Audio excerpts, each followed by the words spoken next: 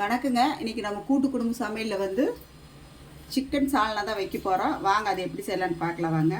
2 பச்சை மிளகாய், ஒரு 10 முந்திரி, 2 ஏலக்காய், 2 பட்டை, 2 கிராம்பு, 1 ஸ்பூன் வந்து கசகசா, 1 ஸ்பூன் வந்து சோம்பு, 4 பீஸ் தேங்காய் இதை போட்டுக்கலாங்க. சீரகம் வந்து ஒரு அரை ஸ்பூனு, மிளகு வந்து ஒரு 5-6 மிளகு, பூண்டு வந்து ஒரு 5. மதுரை ஸ்டைலில் வந்து சிக்கன் சால்னா தான் வைக்க போகிறேங்க. அதுக்கு வந்து நல்லெண்ணெய் ஊற்றிக்கலாங்க. சோம்பு தாளிச்சிக்கலாங்க. பெரிய வெங்காயம் போட்டுக்கலாங்க. பச்சை மிளகா 1 போட்டுக்கலாம்.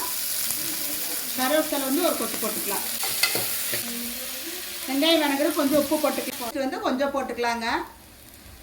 தக்காளி பழம் போட்டுக்கலாங்க. மஞ்சத்தூள் வந்து கொஞ்சம் போட்டுக்கலாங்க.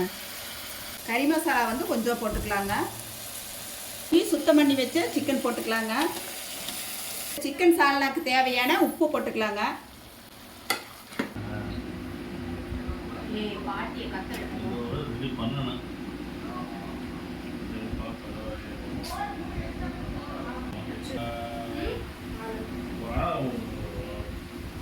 அரைச்சி வச்ச தேங்காய் முந்திரி பேஸ்ட் வந்து ஊற்றிக்கலாங்க. தேவையான தண்ணி கொஞ்சம் ஊற்றிக்கலாம்.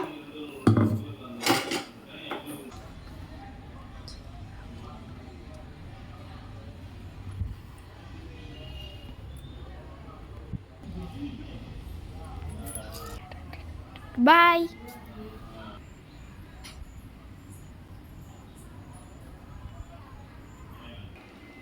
குழம்பு தூளுங்க, மல்லித்தூள், தனி மிளகாத்தூள் இதுவும் போட்டுக்கலாங்க. ஒரு 3 விசில் விட்டுறலாம். குக்கர் வந்து ஓப்பன் பண்ணி பார்த்துக்கலாம்.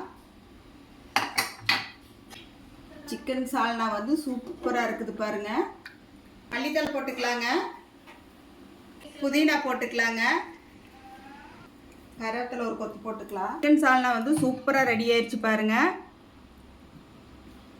வீட்டில் செஞ்சு சாப்பிட்டு பார்த்துட்டு எப்படின்னு சொல்லி சொல்லுங்கள். வீடியோ பிடிச்சிருந்தா லைக் பண்ணி ஷேர் பண்ணுங்கள். நன்றிங்க.